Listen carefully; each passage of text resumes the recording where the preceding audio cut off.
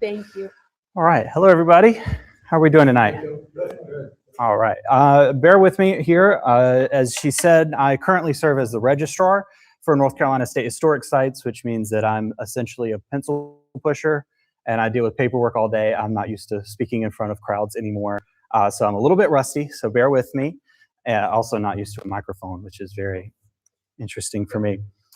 So today, though, Fred asked me to speak to you all, and I know that he recently spoke to you all about Bentonville and the medical story related to Bentonville and medical care at Bentonville.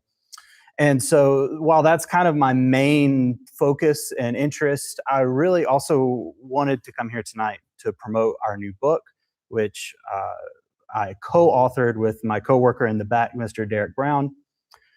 He knows a lot more about the battle than I do. He's a lot smarter than I am. So if you have any questions that I can't answer, I guarantee you if he can't answer them, Wade can.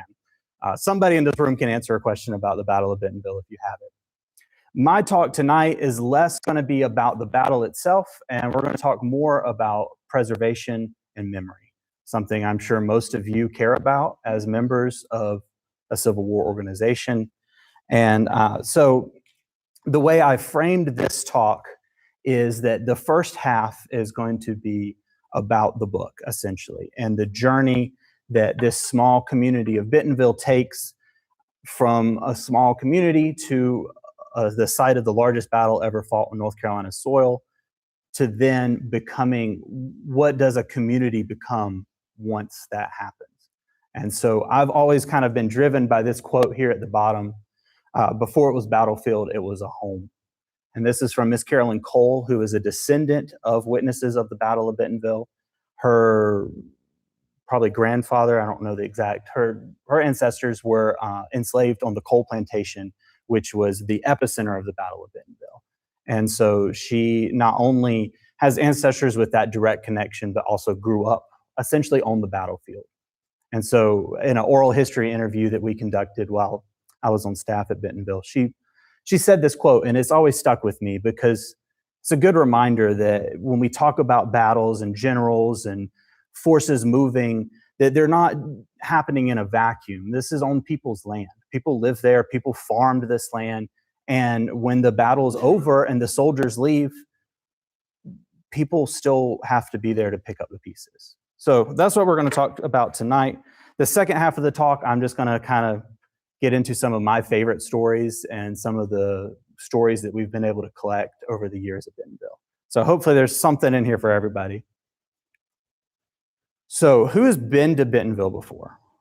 Most of you. Great. So I don't have to do too much on this. But for those of you who may not know, Bentonville is a very small town. It's barely a town anymore. In 1865, it was a pretty small but thriving community. And it was just south of the Neuse River, right there on the tip of the southern Johnston County, not too far from where 40 and 95 cross today.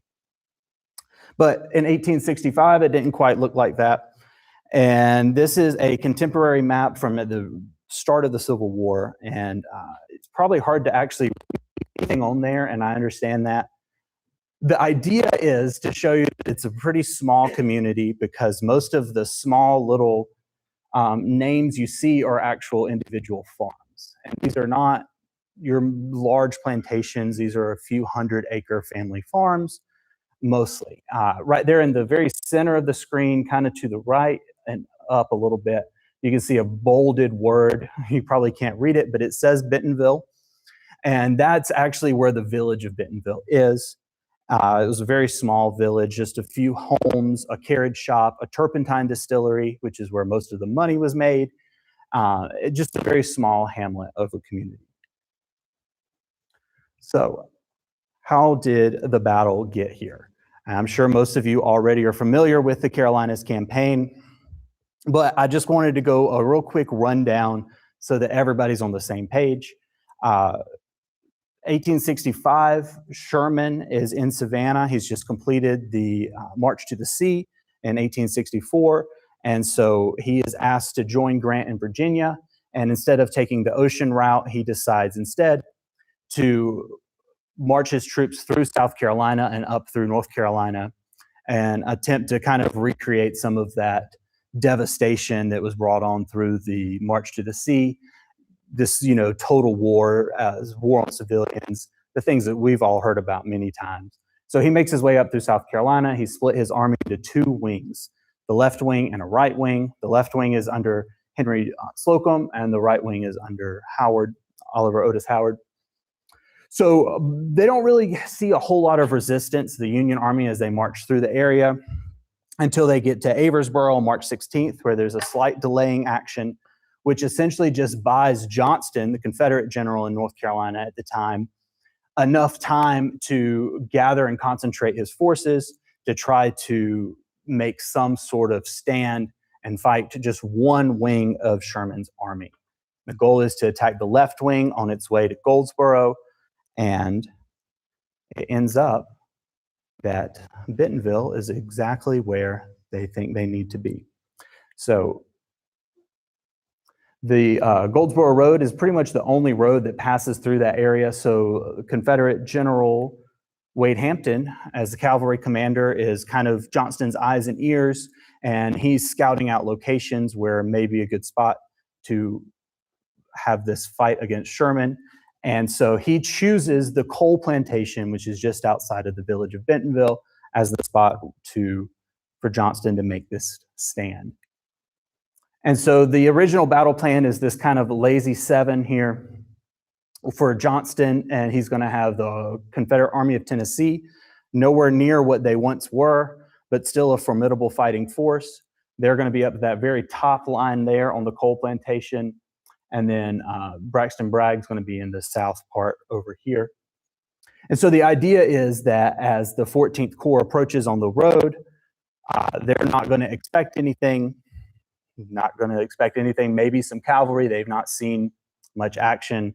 And so they'll deploy, and then the Confederates will kind of close in on them, and hopefully, from the Confederate perspective, take out the entire left wing. Not very bold decision, but that's what they try. And so essentially, down and dirty of it, some of it is successful and some of it is not successful.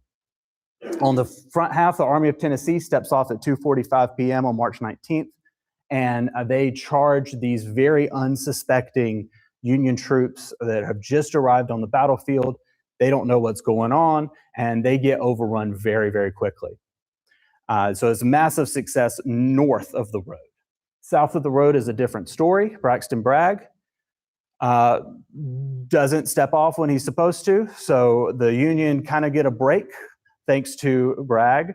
And Morgan's division down here, they get some time to get some more reinforcements. Eventually, at one point in time, this division is surrounded on all three sides by enemy forces and the other side by a swamp. And they hold strong and they stay in place. And the first day of the battle ends in somewhat of a tactical draw. But, also, I wanted to mention, there are multiple hospitals on the battlefield. The main one that is talked about is the Harper House, which was used by the 1st Division of the 14th Corps. And the Harper House is significant because it's still standing today. And many of you probably know that because you've probably been on tour there. This is a great contemporary sketch from the first day of the battle, and this shows the action on the Morris Farm. So this is after the Confederates have pushed the Union all the way across the coal plantation into the Morris Farm. And here they are. You can see this longleaf pine savanna, which is where they were fighting. These are all longleaf pine trees sticking up mostly. And at this point in time, Sherman's left wing has had enough time to catch up along the road that they have 21 cannons positioned on this farm. And so the Confederates will charge and charge and charge several times over, not making much of a dent at this point in time. So that's the end of the first day of the battle. The second day is just enough time now that Sherman has found out. He knows that there's actually a battle happening. And so he turns around and sends his right wing back to Bentonville. And so you end up with roughly 60,000 Union troops in the field, facing against 20,000 Confederates. So Johnston is forced to rechange his plan, And essentially, he converts his lazy 7 that I showed you earlier into this kind of horseshoe pattern. And there's some pretty heavy skirmishing on this day. I don't like the idea that nothing happens on this day, but nothing major tactical happens on this day. The final day of the battle is very similar in that Sherman doesn't support any of the action that happens. So General Joseph Mower does some, quote, little reconnaissance and somehow ends up overrunning Johnston's headquarters and nearly closing off Johnston's only method of retreat. And so that's obviously going to be a huge problem for him if that's supported, and it was not. So all these other troops down here stay in place. They don't support it. Mower's guys are pushed back, and the battle ends in what is referred to as a Union victory. However, sometimes that's considered to have a caveat to it because Sherman doesn't follow up. He allows Johnston to retreat and get back towards Smithfield, where he's able to kind of recoup his losses, and these two generals never meet in the field again. The next time they'll see each other is going to be at Bennett Place at the very end of the war when Johnston surrenders to Sherman. So this is the last battle that they fight. It's one of the last battles of the war in general. And over 81,000 forces are engaged overall, 4,100 casualties, which if you're a Civil War historian like all of us are, that number seems pretty small, right? 4,100 compared to a Chickamauga or a Gettysburg or some of these bigger battles seems small. But to many of the soldiers who are fighting in the field, who are in this hand-to-hand combat, this is referred to as just as terrifying and bloody as a Chickamauga, which many of them had been at. Here's another one of those sketches from the Mower's charge on the third day of the battle. And the reason I like these, the images, is because I think they really provide some sort of understanding of maybe what these guys went through. Also, I wrote a book of images, so that's why I'm using images. Unfortunately, there are no actual photographs from the battle. There are very few contemporary photographs. And so when it was presented to us to write this book of images of America for a Bentonville battlefield, some people would say, that doesn't make any sense. Why would we do that? So we have a great chapter on the battle, and we have pictures of all the generals, and we have these great sketches. But what I wanted to do, and what I think is interesting, is to look at, okay, now what? Right? Sherman's left, Johnston's left, now what? And so that's what we're going to get into now. So this is a 1865 sketch of the village of Bentonville and the aftermath of the battle. You can see on the right side is just engulfed in flames and smoke. Almost the entire village of Bentonville burned during and after the battle. And so for the people that are living there, you can imagine if that's your carriage shop, that battle is one of the most devastating things that's going to happen across generations of your family. They've lost years and decades of work when it comes to losing these things. So a lot of people leave. There's not a whole lot of opportunity anymore. The railroad did not come through Bentonville. And we all know in the 1860s, the railroads drove everything. So a lot of people left. A lot of people moved to Smithfield or Goldsboro, somewhere else nearby. But the people that chose to stay did the best they could to pick up the pieces and to move on. You can imagine just how terrible that would be if you're a farmer, if your livelihood is longleaf pine trees and they're all burnt to the ground. And what hasn't burnt to the ground is surrounded by shallow graves of Confederate soldiers who died in a battle that just happened essentially right in front of your very eyes. So the community rebounds, but there's never another village of Bentonville. Even today, there's a community center and a few houses. That's all there is. There's not this this village where people live anymore. And so the way of life completely changed for people in the area. It completely changed for the folks that were enslaved as well. As you can imagine, emancipation came in different ways. Sherman, as he came through, is going to inform people that they are now free. But when Sherman leaves, who's there to enforce it? And so we don't have an exact clear idea of exactly when each one of the people that were enslaved became free, or necessarily even the decision process they made. And so different ones made different decisions. The Harper Farm, which we know a lot about because that's preserved today, there were 3 people enslaved there, a Lucy and her son Alex and his wife Clarissa. And all 3 of them have left by the time they are seen again on this census in 1880. They moved to Sampson County, which is not far away at all, even for the 1870s. It's going to be about 20, 30 miles away or so, but they do leave the Bentonville area. Other folks stay in place. This fellow right here, this is Hinton Cole Monk. Right after the war, he went by Hinton Cole, and him and his half-brother, after moving to Newton Grove for a time and working, they ended up coming back and working as sharecroppers in the Bentonville area.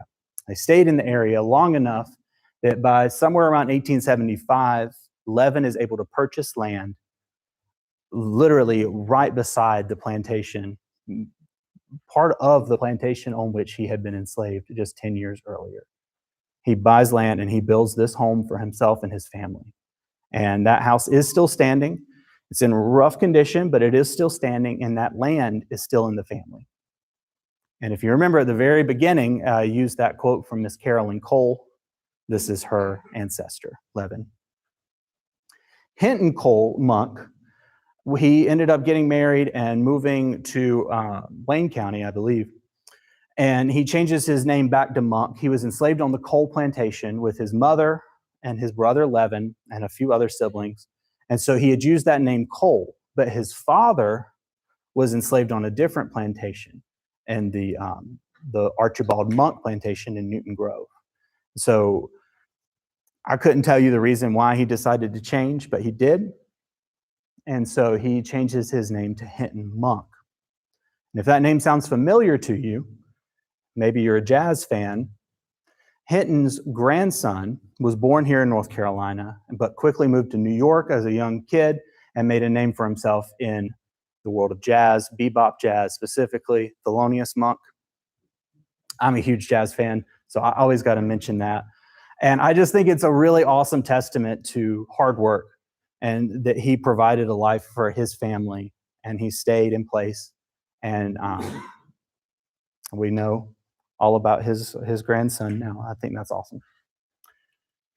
Yes? Is the house being used? No, it is not.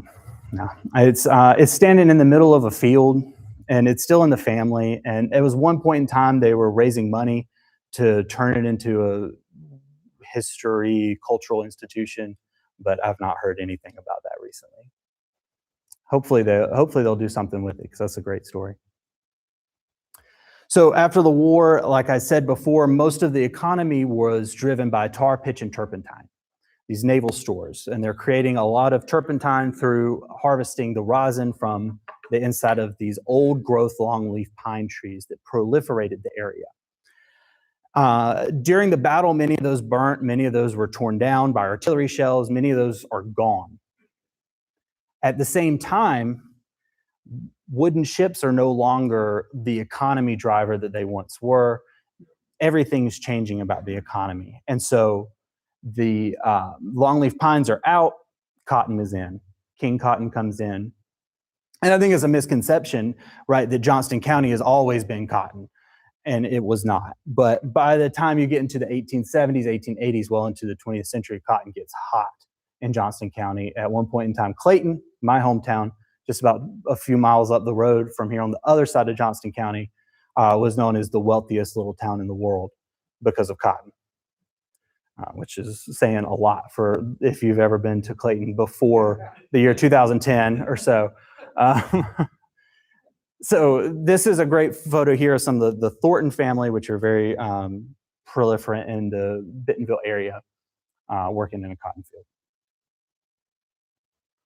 So these people are moving on with their lives, right?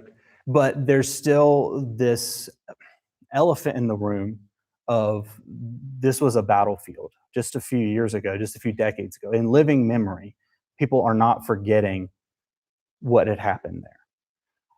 This gentleman right here is Major Willard Eaton. and he was actually serving as the colonel, essentially, of the 13th Michigan Regiment on the first day of the battle. And they were one of the first regiments that deployed into what was essentially an ambush. And so as he was doing one of the first charges just to kind of figure out what's in the woods back there, he's shot in the head directly in front of all of his men and goes down. And is not recovered until after the battle is over. His men find him in a mass grave trench, stripped of everything, all of his clothes, all of his belongings. And so his men give him a proper burial, and they make a makeshift ammunition lid of a grave marker for him. And this is it. This is the original one. They still have it in Michigan. And I may have just given away the story a little bit, but he does not stay here. A year after the battle, a group of veterans that really thought fondly of Major Eaton came back and made the 1,700-mile round trip. You can imagine that's a long way. Just a year after the battle, after the war is over, these guys have finally made it home. And you imagine being their wife, and they say, well, we're going back to North Carolina. That's a long way. And it shows just their dedication to their leader, that they came back to Bentonville, North Carolina to visit the battlefield, to reclaim his body, and to reinter it back home in Michigan. And the regiment always thought fondly of him. This is one of my favorite artifacts in the museum at Bentonville. And this was a 1908 ribbon which honors Colonel Eaton at a reunion from the regiment. In 1908. That's such a long time after the war. And they're still remembering him and thinking so fondly of him. And I think that's so powerful. Let's all thank Mr. Wade Sokolowski in the back for loaning this to Bentonville Battlefield. So that's my job now as registrar. I just was hounding him about paperwork earlier today. And not to mention, we have a wonderful facsimile of the ammunition lid gravestone in the Bentonville Museum as well.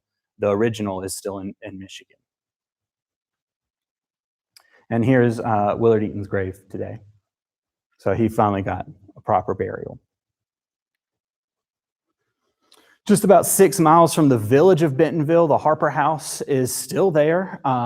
It was used as a field hospital during the battle, of course. About 550 Union soldiers retreated there, and about 50 Confederates. Many of those Confederates stayed there for many, many months after the battle. So even after the battle ended, nothing ended for the Harpers. Not only have they lost most of their food, now they have 50-some sick mouths to feed. Sick and injured mouths to feed. But they continue to pick up the pieces. They continue to live their life the best they knew how. They had built the house in about 1855, so it was fairly new at the time of the battle. By the time this picture is taken is 1895, so this is 30 years after the battle. They're still living there. John and Amy, they're standing on the front porch. You can just barely see them. John's probably about 92 years old in that photo. At one point in time, there was a post office run out of the house, and there was a very, very small community there called Harper. So that shows you just how distinct this area is from the Bentonville, the village of Bentonville. Yeah, all of it is the battlefield, right? And so the Harpers are living there, and about 30 years, around the time this photo was taken, oh, that is a little messed up. That's okay. The real photo is in the book if you want to look at it. But you can see the main thing. It's a little bit wonky looking, but this is the first monument to soldiers who fought at the battlefield to be placed on the battlefield itself.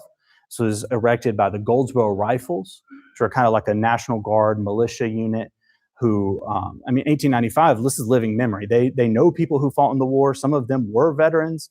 They have a very close connection to the war, and they are memorializing what happened at Bentonville. And you look in the background there's that house. That's John Harper's house. So John Harper is the one who donated the land to be used to build this monument, hence why it is on his land.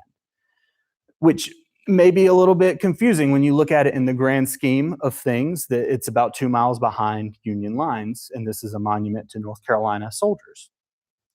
But just directly behind this is where many of those soldiers who were treated at the Harper House were buried or eventually reinterred. So there's at least about 20 burials there behind the monument.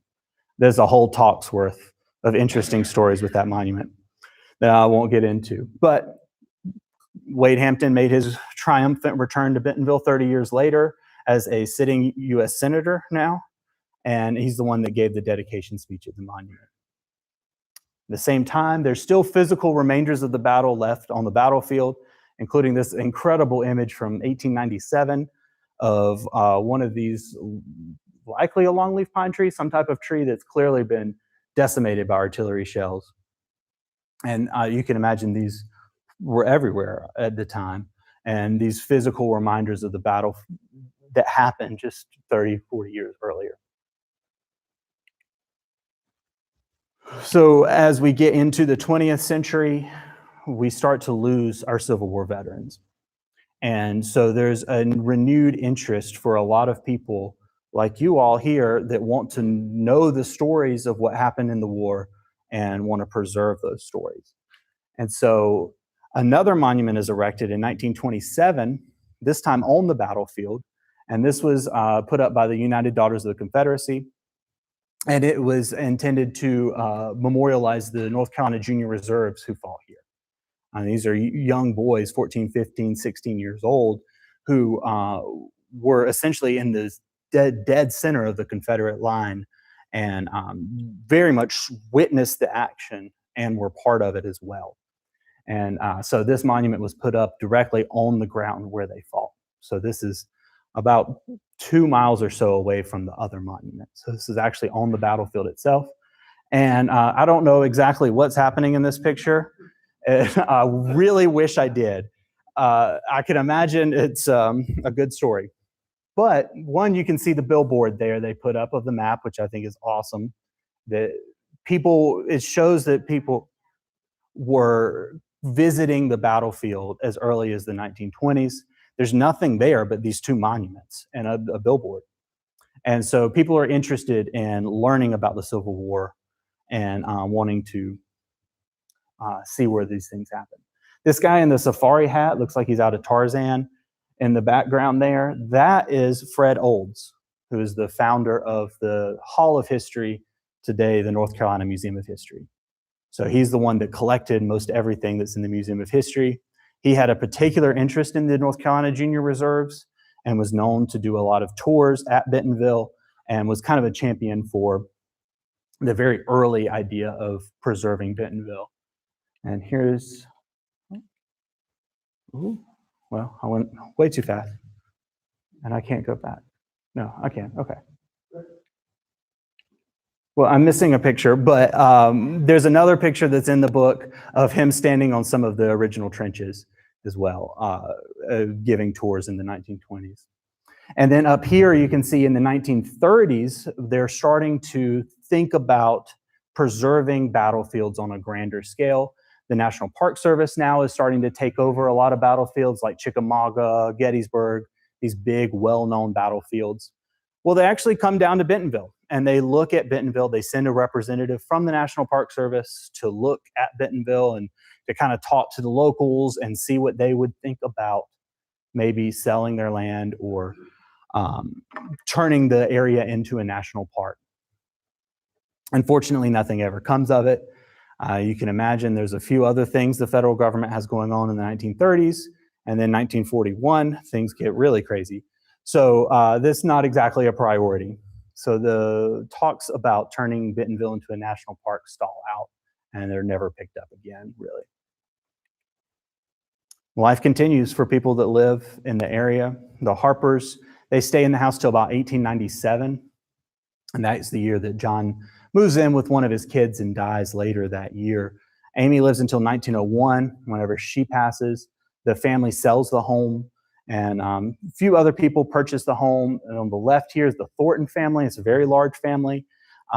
They lived in the house for many, many years, And many of these people have been to Bentonville, and I've talked to these little kids down here, and have fond memories of living in the house and being around the house as a kid. Later on, the Dunn family also lived there. This picture is from about 1935 on the right. And you can see it's a house. Obviously, there's always an understanding of the history of the home, but when you live there, that's your house. So you're going to do what you want to it. So they added an addition over to the left that eventually became like a kitchen dining room. They changed the porch around. They lived in the home. There's a great story from Buck Dunn, who used to live in the house, where apparently people, would used to like peek through the windows and stuff because it's spooky, the old Civil War hospital. If you imagine sitting down to dinner and somebody's looking through your window. Their dining room does have a blood stain from the Civil War in it, so I guess I can't blame them. And again, just life continues for the people in the community. There's always an appreciation and understanding of where you're at. I love this picture here. It's from sometime in the 1940s, and these local youngsters get all dressed up, and where do they go to take their picture? The monuments. There's a picture of them at the other monument as well.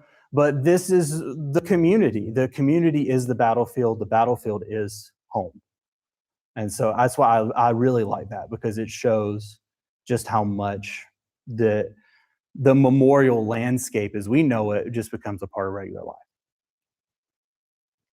In 1957, yet again, people are interested in the Civil War. This time is for the anniversary, the 100th anniversary, the centennial.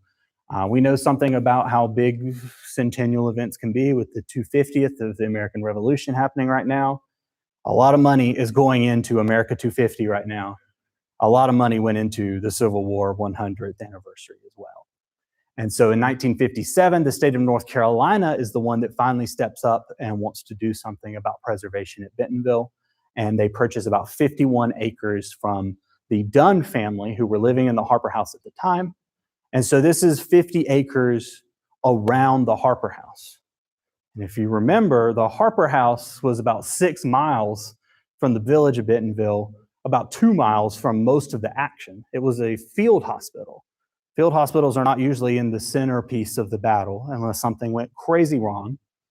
And so it's interesting that that was the decision to turn Bentonville battlefield, historic site, into the field hospital. That's what was available. That's what was purchased. It was the only surviving structure from the battle. So it does make sense in a lot of ways. So the state buys 51 acres for $50,000. The state of North Carolina puts up $25,000, and then Johnson County does about $10,000, and the rest are privately raised money. Yeah. The original farm, as in at the time of the war, they owned about 800 acres. So substantially larger than this, yeah. So once the state takes ownership of the house, it's a house. It's a modern house. It's got modern appliance, modern electricity. It never had a running bathroom, never had running water, even into 1957. Still, it's going to take a lot of work, though. So it takes them nearly 8 years to restore the Harper House to its former glory, essentially. They take that 1895 picture of the house, they take some oral histories, and they try to essentially bring it back to the way it looked in 1865. So here you can see the scaffolding up over the porch. They're doing some work on it. They end up tearing down that structure on the side over there to the left. And the plan is to build a visitor center, but in the meantime, they put up a museum in the house. And so this is probably about 1962 or so. They put up a museum downstairs in the house. And then what they do is they turn one of the rooms upstairs into kind of a living history room, where they deck it out to look like a bedroom would have looked during the Civil War. And so here you can see that transition from 1957 to 1964, from a house to a museum. I just love that with the cars out front. Whoever took that picture really was doing a good job, I think. And by 1965, the visitor center opens. Derek's always joked that somewhere there's a bus station that looks an awful lot like a museum, because our museum looks a lot like a bus station. But it serves the purpose. It really, you can tell it comes from the 1960s. Still looks like that today. The first exhibit, there's an image of it there up there on the right. Many of you probably have heard about or seen that it was a massive diorama in there. It was a good museum apparently, but it is long gone now. The exhibits are updated since then, but I just think that Bentonville is so cool. And that same year, in March 1965, they finally did their big 100th year anniversary commemoration of the battle, and they had a very large gathering, about 6,000 visitors. That's a lot of people to gather in 1965. And over here on the right is the program from the event, where they have a description of the battle, one of the first published history accounts of the battle. And then on the left, this is an artillery group from Tyler, Texas. They came all the way to Bentonville, North Carolina to fire their gun and to commemorate the 100th anniversary of the battle. The Texas senator at the time, Senator Yarborough, also came and spoke, because there was a Texas memorial, Texas monument that was erected at the time. I don't have a picture of that, but there's one in the book. So now the site's open. Now what? Over the years, one of the main draws of Bentonville ended up becoming reenactments. Into the 1980s, there are regular living history events. These are not quite your full-scale reenactments like we would imagine now, force on force. But I mean, this is a lot. Here in 1984, 600 reenactors showed up and had a pretty big event all out there in front of the house. Over the left here, this is one of the first major reenactments as we know them now, 1995. Over 27,000 visitors. People are interested in the Civil War. Also, not to make anybody feel old, but that's the year I was born. Here's 2015. Now it's 150 years since the Battle of Bentonville. And of course, again, major events. I'm sure everyone here, even myself, remembers these events. I just love this shot here from a plane, just to show the sheer amount of people that are out there. And some of you may have been there just last year. We did the 2025 160th anniversary reenactment. And that's my personal photo that I took. So I think the final numbers ended up being just over 20,000 in one day, visitors. So that's what Bentonville does today. That's a pretty long journey for 161 years. This coming March, next month, there's going to be another event at the battlefield. I am no longer the programs coordinator, so I can't take credit for this, which means that I can tell you it's going to be a great program. There's going to be a lot of different talks and stuff. That 12 o'clock battlefield aid stations, I would avoid that one. That's mine. So there's going to be some great stuff going on. There's still a lot of great events happening at Bentonville. So that's the first half. That's the journey from home to site of the largest battlefield, largest battle fought in North Carolina soil, to now a community and a battlefield all in one. So the rest of the talk, I'd like to just kind of talk about why it's so great to have a museum here, talk about preservation, and I just kind of want to tell you some of my favorite stories that I've uncovered over the years from the Battle of Bentonville. Some stuff I think you'll hopefully find interesting, and if not, you're welcome to fall asleep. So today, Bentonville is a lot more than that 51 acres that was purchased in 1957. Over the course of the time, most of the 80s and the 90s, there was very minimal preservation efforts, and to the point that it became such an issue in the 90s that Ed Bars was one of several to step up and start to speak out for Bentonville and say that preservation needs to happen, that this is a site worth preserving, specifically because of all of these miles and miles of original trenches built by both Union and Confederate soldiers during the war. These are some of the most intact trenches right here on the coal plantation, those Army of Tennessee trenches that were constructed right at the beginning of the battle. Today, over 2,300 acres are preserved. And I think that's awesome.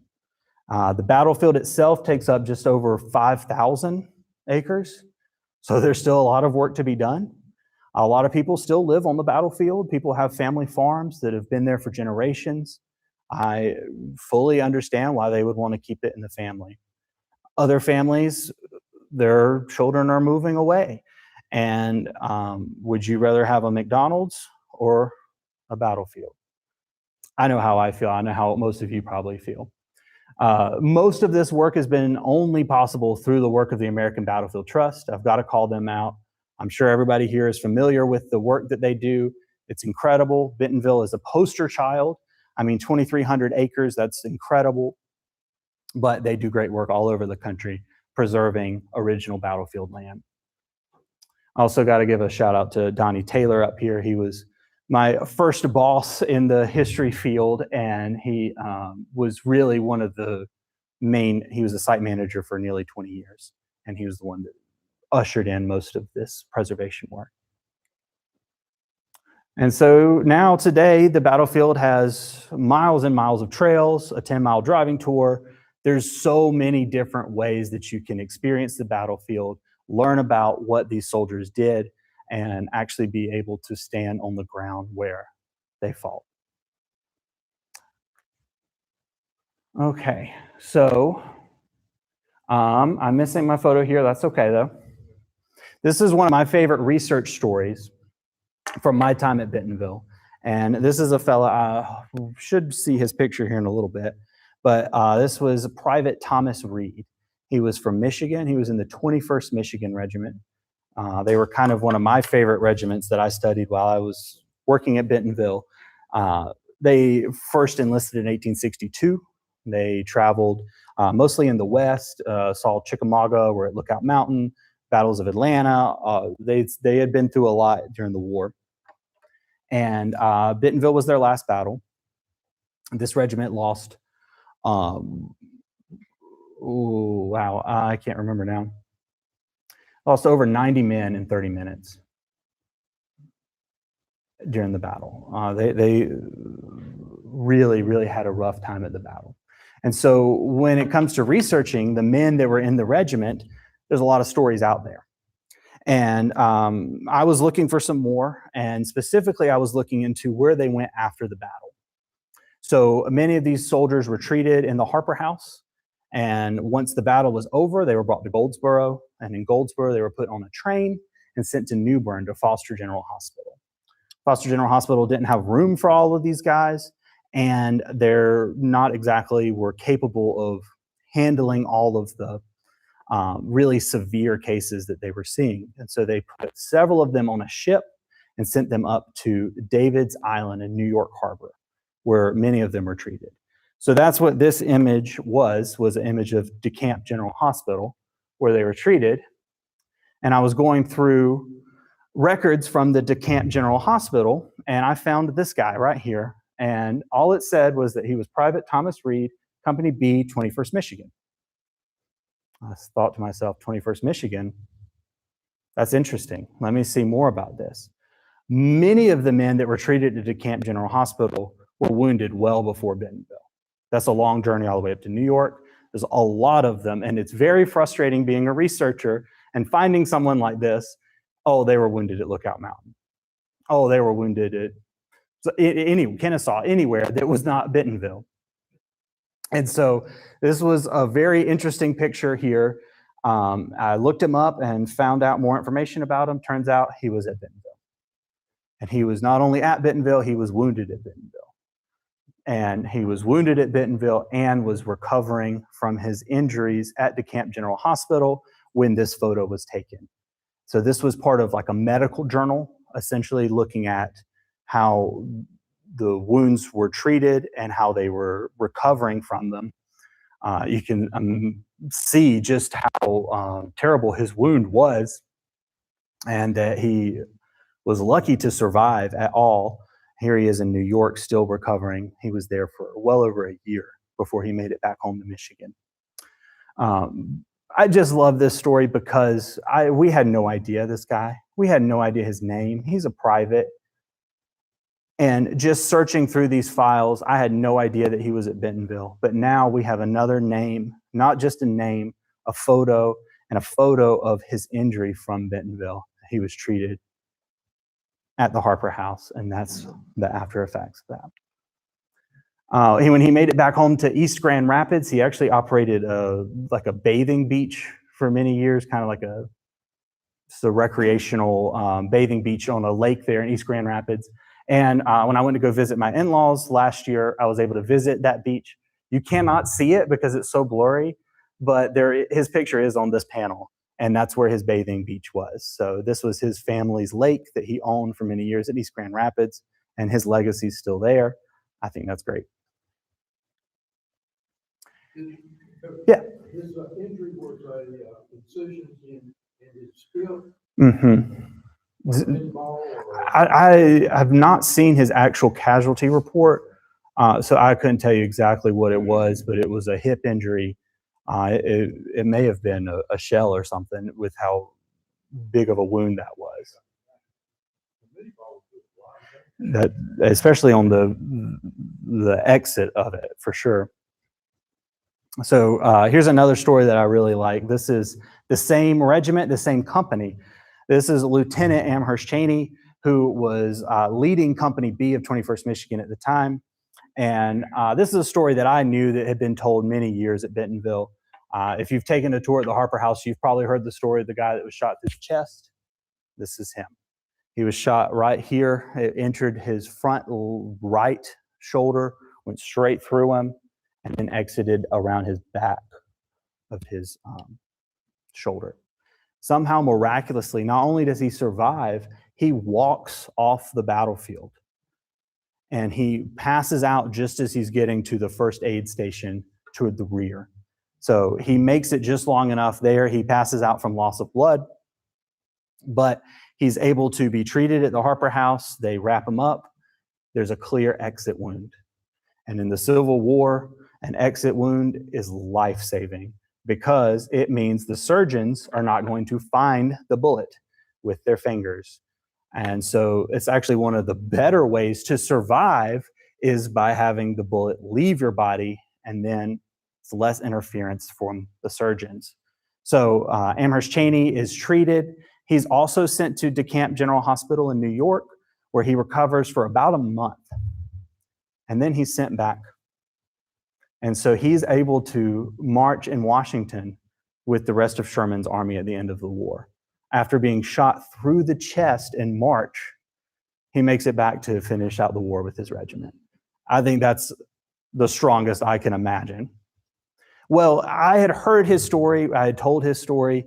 We had found his casualty sheet. We knew how he was injured, all that stuff, but we didn't know anything about him as a person.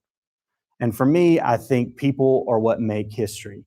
That's what's interesting, whether it's the private, the general, the people that live on the battlefield. I want to hear about their personalities. I want to hear what they went through, what they thought about what they were doing. So I'm doing my historian thing and researching and just going to wherever I could find somewhere that might have information on soldiers that were at Bentonville. And I was really locked in on the 21st Michigan. And so I was looking at these small towns in Michigan and trying to reach out to their historical societies. Local historical societies are some of the greatest assets because they are holding some of the coolest information, but because it's not Abraham Lincoln or General Sherman or Jefferson Davis, nobody cares. Well, they have his letters, tons of them. Tons of them, from the very moment that he enlisted all the way up through when he got home. There's a 2-week period missing.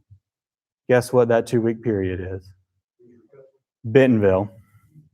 There was a letter written while he was recovering. They don't have it though. So unfortunately, we have all these wonderful letters, but we don't have any of him saying, I was shot at Bentonville. This happened to me. Don't worry about me. None of that stuff that you pray to see and to hear from these soldiers.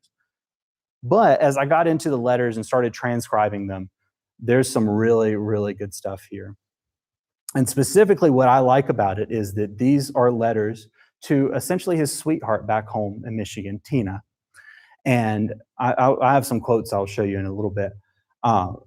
These are just little letters from a 21-year-old to his 18-year-old sweetheart back home. They're not meant to be grandstanding speeches, because a lot of what we read are after the fact, retcon kind of, I was so brave, I was so great stories, which are great, but you got to take them with a grain of salt. This, you still take with a grain of salt, but this is authentic, this is real. And so this is one of the letters where he is writing back home and reflecting upon his time in the war. And I think he can speak for himself better than I can. So I'll just read it. The boys all anticipate a grand time on returning home, but my joy will be mingled with sorrow for the many whose epitaph will be, he was buried where he fell. The soldierly and kind Charles Hilton, the brave, fearless Blackhall, my friend Knapp, the prompt and efficient Lozo, and many others belonging to my company are now sleeping their last sleep. They fell fighting for truth and justice. May they rest be undisturbed by in their southern biers. My friend Knapp is referring to John M. Knapp, and the prompt and efficient Lozo is Joseph Lozo, both of whom were wounded at Bentonville. Knapp, who died at Bentonville, and Lozo died about a month later as a result of his wounds. So he's reflecting on this. He's thinking about the men that he was serving with at Bentonville. So he may not have talked about Bentonville specifically, but that's personal. And that to me is just a great, just a powerful look at the way people thought about the war. I've got some more quotes from him. I hope that's okay. I get excited. This is a little bit more lighthearted. This is, again, writing to his sweetheart back home, and I guess she must have said something to him in a letter saying, oh, how I wish I could see what you're describing. Clearly, he didn't much care for that, and he said, so Tina wishes to see a battle. She would be very surprised and would not, that is, I think she would not, stay to see but the beginning of it. It is truly sublime and very terrible. I never, from the different accounts read in former years, formed a very correct idea of a battle. I failed to realize from the descriptions read the grandness and almost unbearable thunder of the pieces, while I supposed that the cries of the wounded and dying would be awful. You will be surprised when I tell you that none of the engagements in which we have been have I heard a wounded man making or showing aught of that terrible anguish so elaborately described by different writers. A soldier when wounded will exercise an amount of reason sometimes surprising. Instead of lying down and bemoaning his fate, he tries by crawling upon the ground if he cannot walk to get to the rear where he knows he will be cared for. No shrieking or crying is heard. Now and then a smothered moan is all the evidence given of pain. This is coming from the guy that walked himself off the battlefield, bleeding out from his chest. He's been there, he's seen it, and you can tell. I don't think there's any description of a battle that can be more vivid than what's coming from this guy who's been there and who has seen it himself. You don't ever hear descriptions of battle like that. It's so unique. And so I've always thought that was interesting and wanted to accent that for everybody today. And here is his grave in Sparta, Michigan. He ended up living till 1927. This is, again, after being shot through the chest. He lived until 1927 and lived right there in Sparta, Michigan his whole life. And here's his grave. I was able to visit it and pay honor and homage to him myself as someone that's read his story so many, many times. It was really powerful. There's another great research story that Wade Sokolowski helped me out with. Actually, he's the one that found her. Well, this is Lucy Higgs Nichols, who was enslaved in Tennessee. And in 1862, when there was a Union offensive nearby where she was enslaved, she escaped with her young daughter Mona and traveled 30 miles through Confederate lines to reach the Union Army, where she found the 23rd Indiana Regiment. And at that point in time, this is still early in the war. The idea of emancipation is iffy. In 1862, even the idea of contraband of war for many of these formerly enslaved people that are finding freedom, it's a really tenuous situation, and it's kind of dependent on each individual person, regiment, general, whoever is making that decision. But these men of the 23rd Indiana Regiment take her in with open arms, and they allow her to travel with them, and she becomes like a cook and a nurse for this regiment, and she travels with them throughout the rest of the career. She's with them at Bentonville and continues to travel with them. Her young daughter, Mona, unfortunately passes away in Chickamauga, right outside of Chattanooga, that is. And so she has no one. Her husband is left as well, and she's never saw him again. And so she stays with these men. These men become her family. And so she moves to Indiana with them. And she continues to hang out with them and participate in reunions year after year after year in the battle. She's eventually made one of the very few women members of the Grand Army of the Republic. And in 1898, when she falls on hard times, the regiment all bands together, petitions Congress, and gets her a pension from the federal government for her work with them during the Civil War. This is a Black woman earning a pension from the federal government from the Civil War, one of only two that are known about. It's an incredible story. You can even see here this article from New Albany, Indiana, where it says she's a real veteran. Also, a good testament to question your sources, because the article on the right says that she carried a gun. I don't think she carried a gun in battle. And that was just the way that stories change over the years. But she did serve as a nurse and a cook and traveled with the regiment.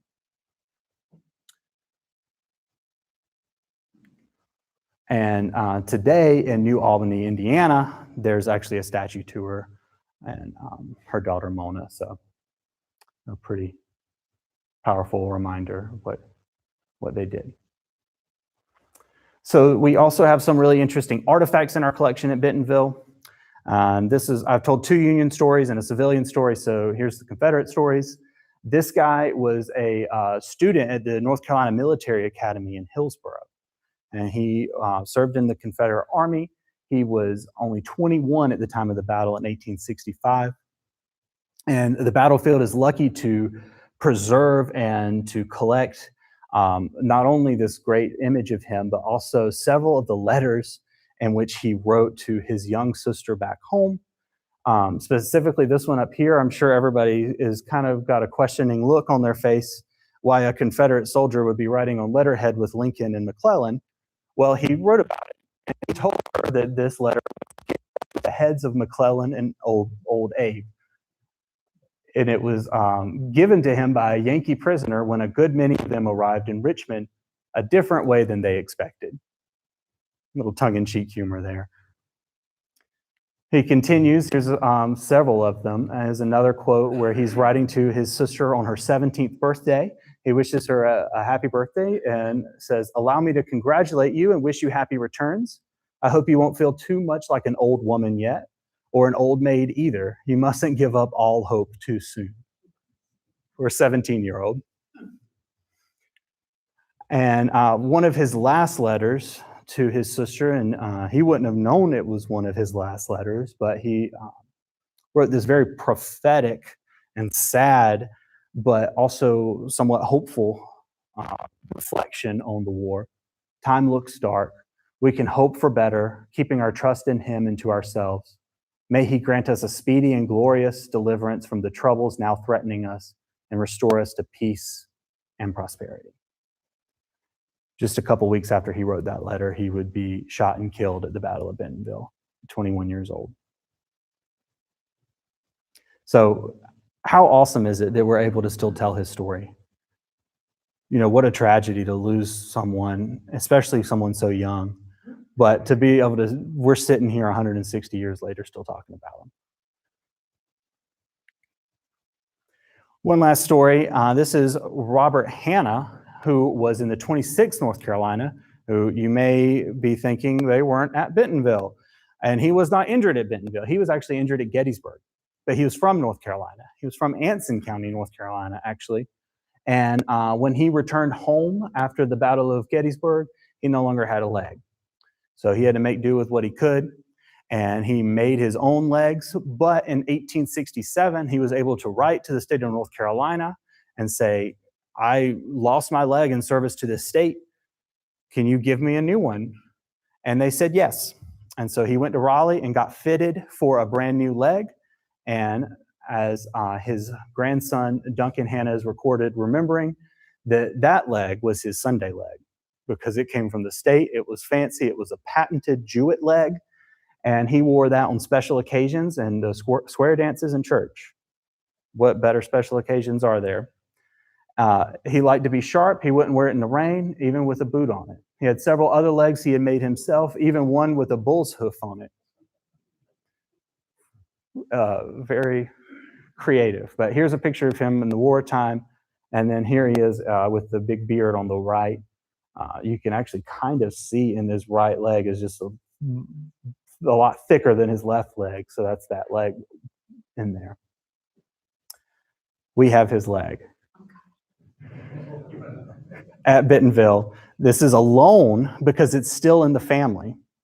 They continue to loan it to Bentonville so it can be on display. But you can see that's a nice leg. He had toes and everything. You can see why that was his Sunday leg. So he wore this for the rest of his life, and it's just, like I said, stayed in the family. There's his grandson, Duncan Hanna, with it right before he loaned it to the museum. He has since passed, and his kids now loan it to the museum, and hopefully will continue to for many years because that's one of my favorite artifacts in the museum.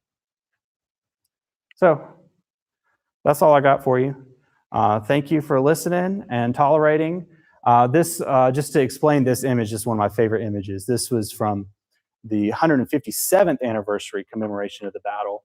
Instead of doing a big reenactment, big guns blazing, we decided to take a more reflective look at the loss of life that comes from any of these battles, but especially Bentonville. And there are 4,133 luminaries in the field to honor each and every one of the lives that were affected by the battle. So that's casualties. That's the people that were killed, wounded as well. So it's a way to honor those that served there. So thank you. More than happy to take any questions that I can transfer to the people in the back.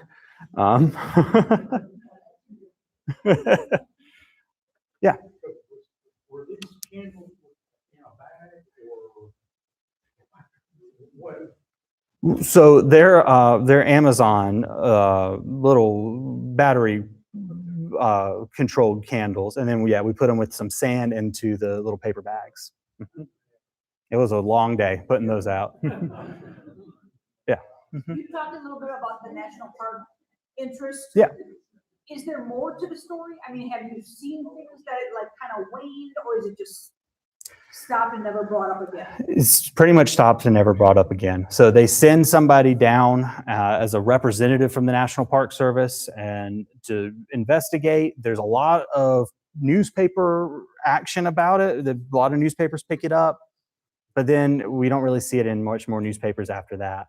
And that's the mid 1930s, so things just kind of fall apart. Is the site NPS worthy today? The site is owned by the state, so it's state worthy. To me, as long as it's preserved, that's what matters. So, yeah. In terms of interpreting the battle, what piece of land that still remains in private hands is most critical to, what would be the highest priority to acquire? I think that depends on who you ask. I don't have a firm answer for that, but I know that there are some parcels that are already being targeted by the American Battlefield Trust right now for purchase in the very near future. They just closed on another tract over behind the Harper House, which were some 20th Corps camps. So, what's your priority? That's great for parking for events. And it was used during the battle, but it's not the centerpiece of the battlefield. I know there's some still a lot on the third day, the up north toward the village that's still in private hands, it would probably be nice to get preserved. It's a good question. Yeah. First off, Colby, thank you very much. Excellent presentation. Great, thank you. So you said you have around 2,300 acres reserved right now? Yes. Do you know the approximate size of the footprint of the battle and all the areas that we usually find? Approximately about 5,600 acres. So we're about halfway there to preserving everything. And that's everything, you know, that's just troop movements even, you know, on the back part of the battlefield, but 5,600 acres.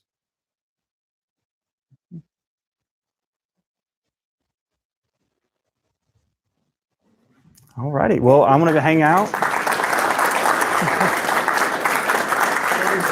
Thank you so much for your presentation. As a token of our appreciation, we have a print Oh, for wow. you That's from awesome. One of our members and our resident artist, Jim Horton. Wow, that is beautiful. Thank you so Yes, much. You betcha. I'm going to put that back in here. Yeah. Well, I wasn't going to. All right. There you go. Well, thank you. Thank you so much. Thank Appreciate you. it. Thank you all. Let me get a picture. Can you, turn it around. Unveil it. Sorry about that. There we go. Okay. Let me take another one. Thank you. Feel Thank free you. to stick around, ask any questions. We have books in the back for sale, and we're also Oh, yeah. going to have our raffle drawing right now. Uh-oh. No pressure. And I can personally vouch for his ethics. So the first ticket that we draw will be for the jacket.